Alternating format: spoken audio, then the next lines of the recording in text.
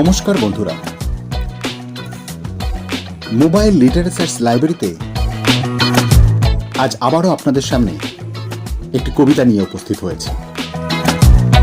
কবিতা ceiling ফ্যানের সুর। কবি কৌশিক ভট্টাচার্য।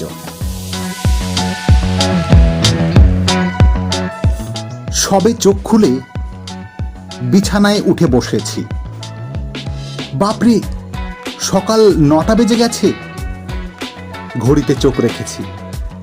বউ বলল, ঘুম তো ভেঙেছে, ফ্যানটা বন্ধ করো। ফ্যানের হাওয়া হরদম খেয়ে বাতের ব্যথায় মরো। আমি বললাম, শুধুই কি হাওয়া? শোনোনি কি ওর সুর? ওই বন বন ছন্দ আমার লাগছে বড় মধুর। বউ বলে, কোনো কাজ নেই বুঝি? কথা বলো পাগলের মতো।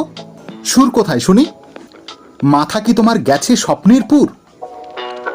আমি বলি, তোমায় বলেছিলাম না, সব বস্তুতে আছে সুরের আভাস।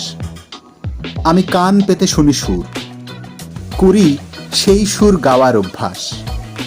কাহার বা তালে সা রে গা রে সা, এই সরগম বাজে। সব কাজ ভুলে মন ডুবিয়েছি ওই সুরের মাঝে।